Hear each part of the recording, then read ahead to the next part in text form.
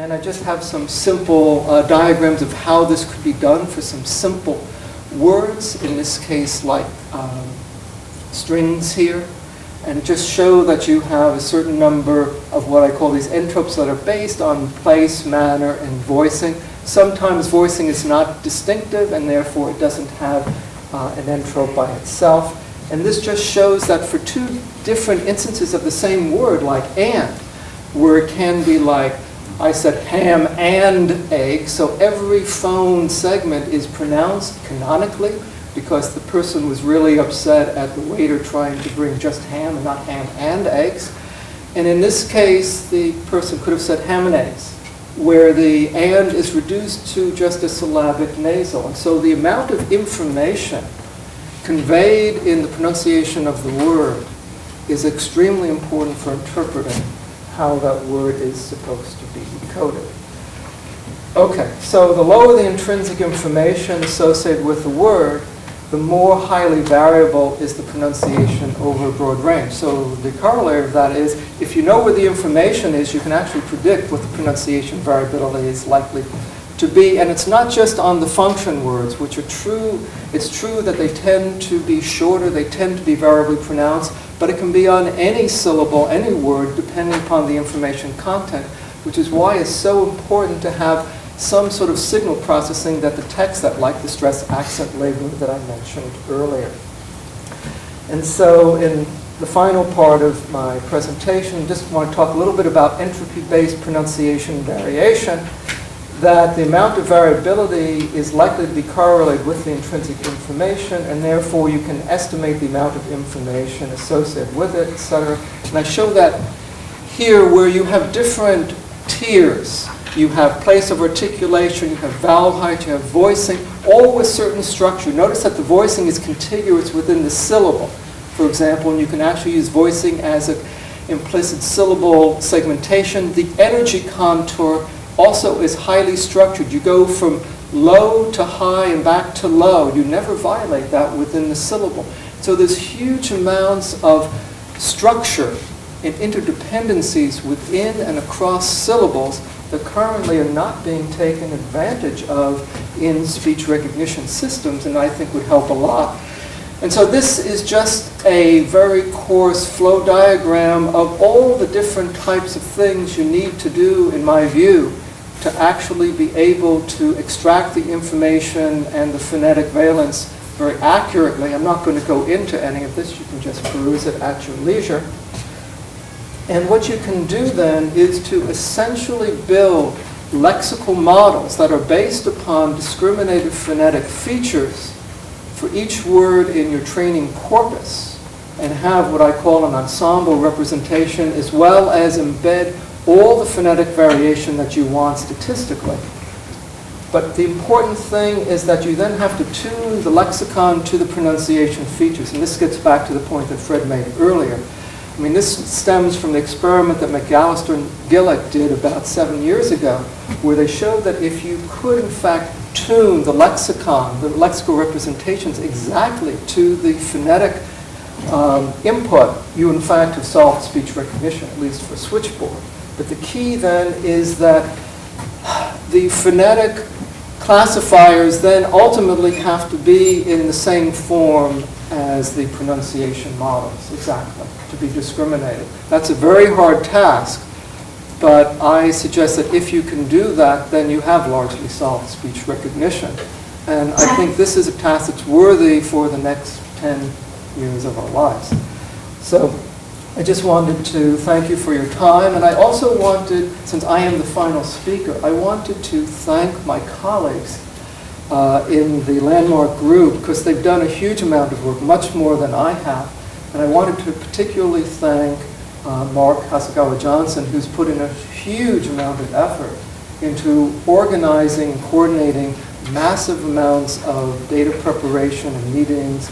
And there's a lot of background work that you're not aware of from these presentations, and that Mark and a few other people here have been working for months to do. So I wanted to thank him personally for making this possible. Thank you very much.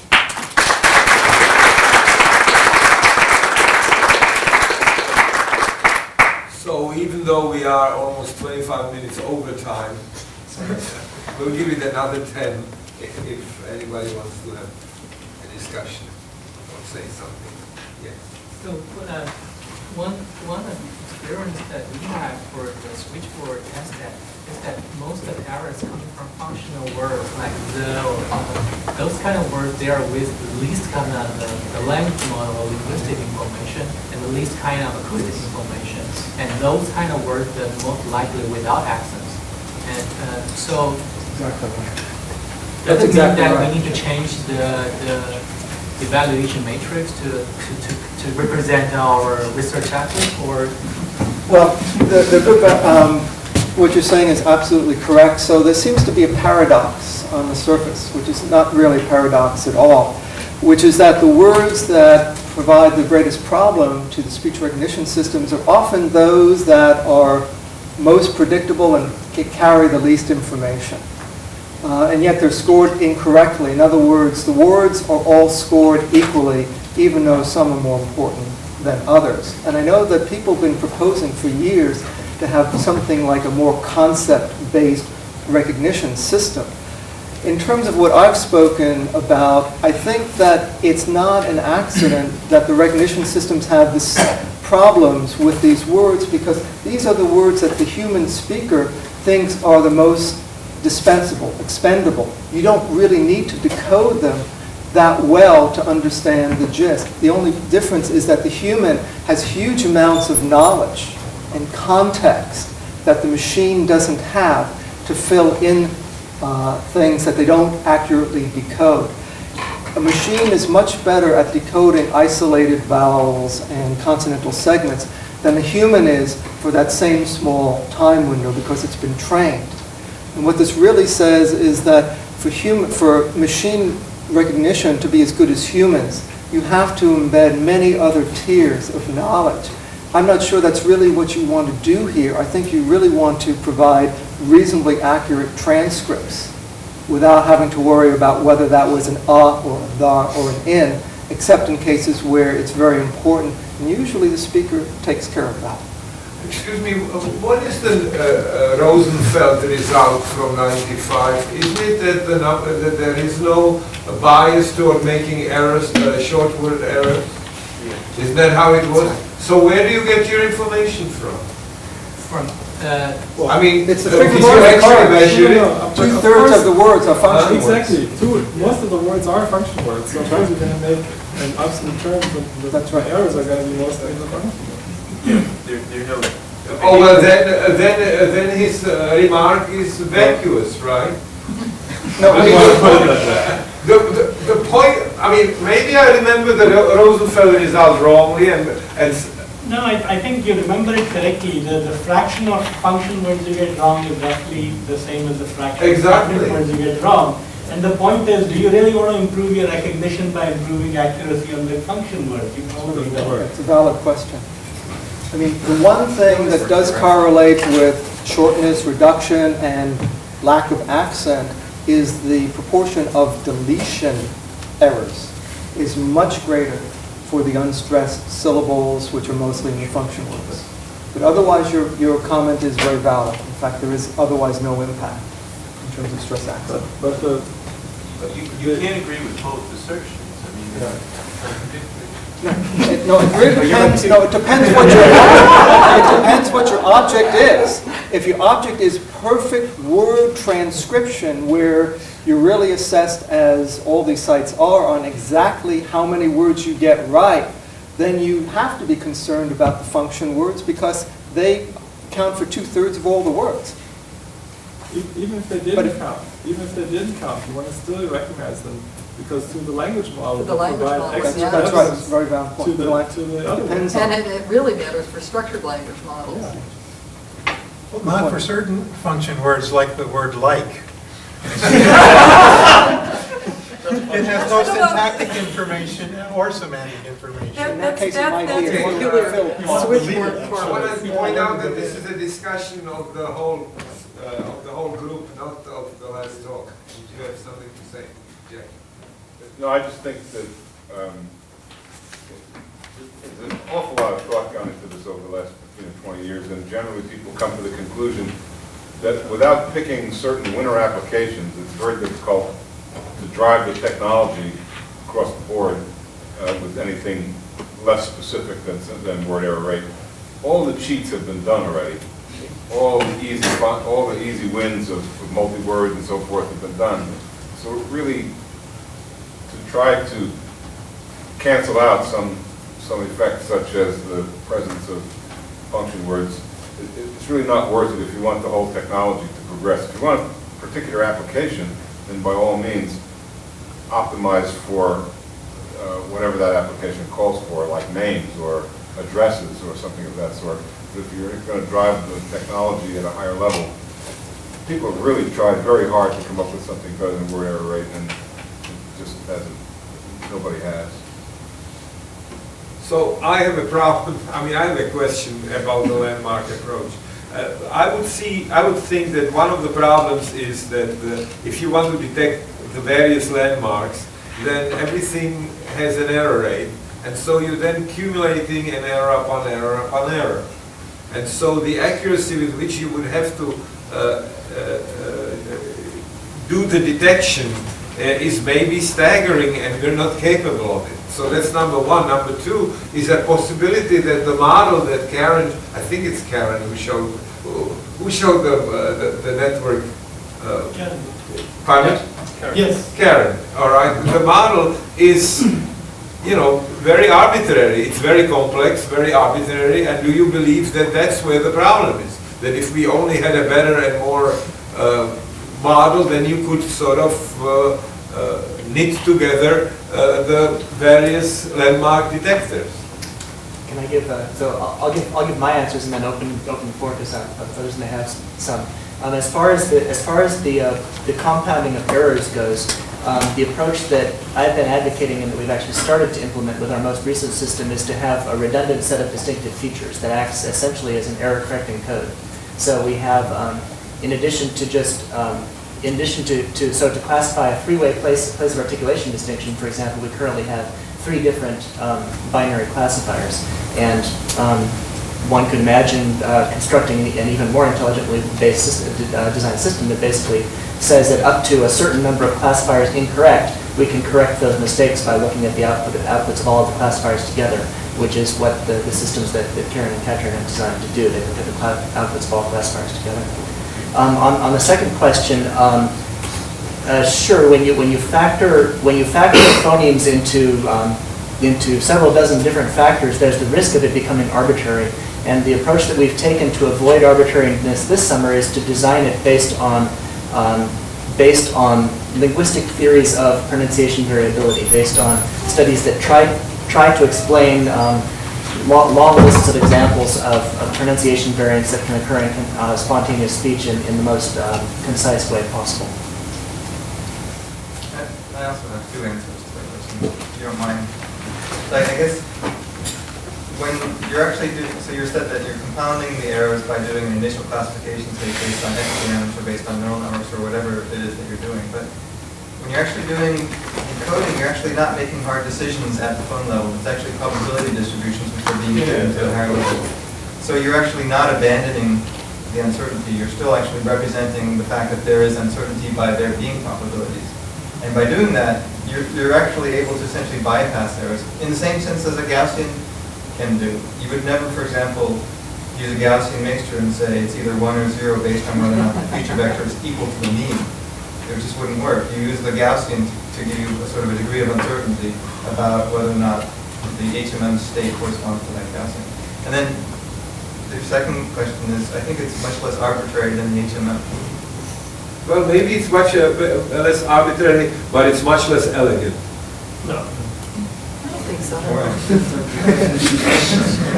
It's linguistically more elegant. It's mathematically more complicated, so maybe mathematically it's less elegant, but linguistically it's more elegant. Yeah, but that's what I'm referring to.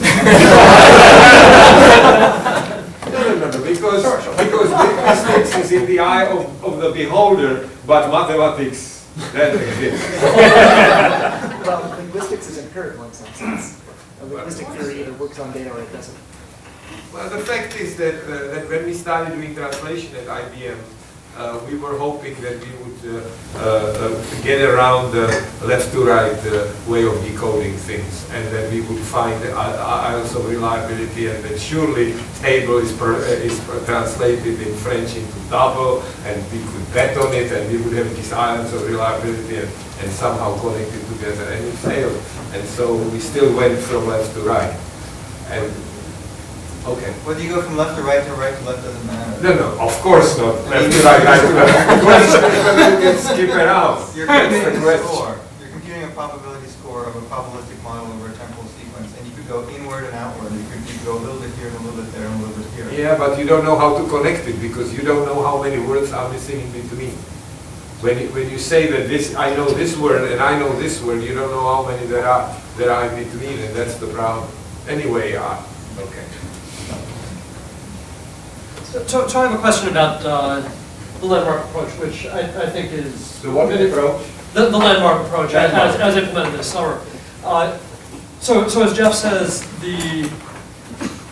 you're still using probabilities at every step, but they are probabilities over discrete things. So you say either this feature exists or it doesn't, or the mouth is in one of, the lips, for example, are in one of three positions. And I wonder whether you might get some benefit by taking densities over a continuous variable instead. The reason I'm wondering this is if I'm a conductor and I say, body off, then there are actually two vowels in there at the beginning. I mean, I can hear it, or I can feel it in my mouth or something, that the everybody is something like e, a, e, or e, ba, e, except there's very little dynamic range between the vowels. But I wonder if there's information there that might be usable. So there's some trace variation. It's a good, I'm not sure if I have a good answer for that. A continuous, so basically replacing a discrete articulatory phonology with a continuous articulatory phonology, or it just yeah, that? I'm sorry? Yes, that's right. Yeah. It's an interesting idea. I'd have to think through the theoretical implications. One point to consider is that I don't think there's any computationally feasible way of doing that right now. No, there is. Actually, Larry Stahl has a model called Markov processes on curves that he worked on a couple of years ago, which I think would be quite appropriate for this. Okay. So, I mean, there's continuous stuff elsewhere also. So, Steve, you could say a lot of things about secondary stress versus primary stress, right? In our transcribers, we're not able to reliably mark secondary stress. We tried that originally. And so what we have them do is to say, definitely heavily stressed, definitely unstressed, and then everything else in between goes in that intermediate category. They could not reliably do it.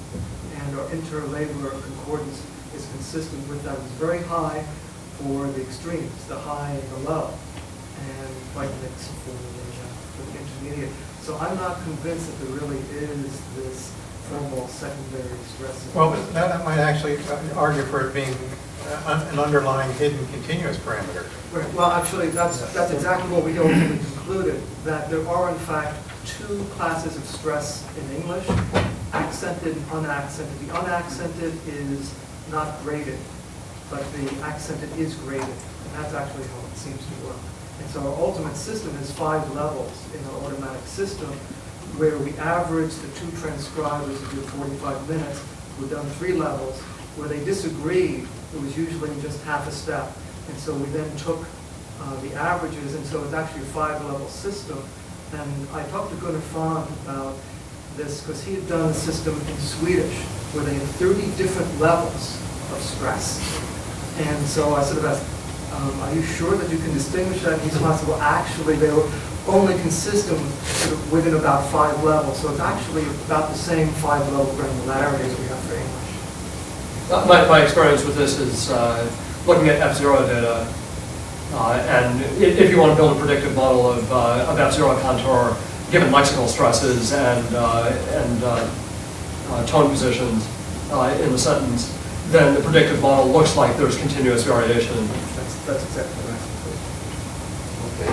So I think the single biggest problem with this is the need for this closely transcribed phonetic data transcribed at the phone level. I mean, even with the simplifications that you made at XD, I think this just doesn't scale, and because you have to be able to train. Basically, all you really know exists, okay, is the waveform and the words. And the words are already sort of iffy in places, but that's sort of what you really can rely on. And we all know the phones they don't really exist, right? But they happen to be a useful way for you to tie certain parameters in your Gaussian models, okay? And because that's all they do, and everything else is figured out by the HMMs, that's why HMMs work as well as they do. So if you can cast this idea of landmark modeling in a similar framework, where you let all the details be figured out by the data, then I think it can be made to work. But until you figure that out, you rely on having these discrete decisions about landmarks being here or there, it just won't fly. So. Can I comment on that? Yeah. So it sounds like you're arguing against hidden variables. And what you can do, and you know this, I'm not surprised to Right. So I mean, what you can do is essentially do embedded retraining. So you've got the acoustics and the words, but you also have phonology and phonetic rules and linguistic knowledge. Oh, that's a perfectly fine. So what you can do is essentially specify partial orders over these lines. Exactly, that's what I'm after. And then do an embedded training one where the partial order gives you zeros or something, and then the something is done by EM in an embedded training. Well, that's exactly what I was. That's what you're arguing. Yeah. Okay. But it sounds like you said until you can figure it out. Well, he hasn't figured it out. Well, just as a direction. Nobody has figured it out. Yes. But that's Morgan does that. I mean, so what are Morgan's results since he's figured it out? well, I think it gets He's better not using landmarks, he's using phones. No, he's using phones, but he does embedded kind of stuff when you have embedded. Yeah, but that's just doing realigning everything on every iteration. That's not different from doing phones. No, but it's the same idea. But I think people can do.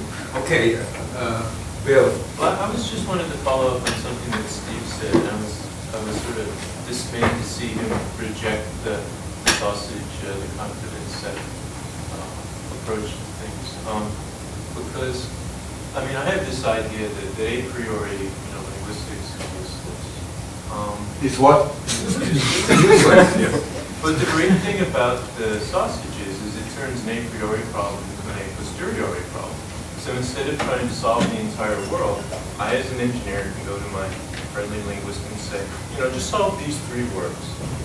And it carves the whole huge world up into a very small number of problems, well actually a very large number of small problems. But you can actually say whether or not your intuition, which is, very compelling, but we don't know what problems it's going to solve.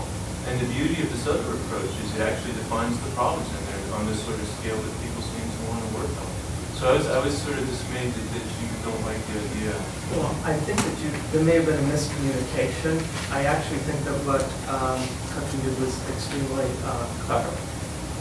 I think the problem is what she ran up against in terms of the amount of data that would be required to sort of make a significant impact here. And so yes, if you had huge amounts of data, it probably would have done a lot better.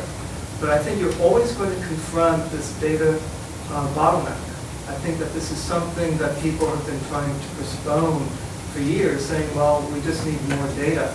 But ultimately, this is not the way to solve the problems. And so you have to figure out some way of doing this with minimal amounts of data. And if you can do it with sausages, that's fine. But you still have that problem.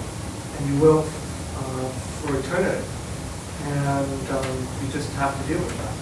That's the only point I really tried to make there, not against the sausages. Well, it's 5:15. Thank you for coming, and see you tomorrow.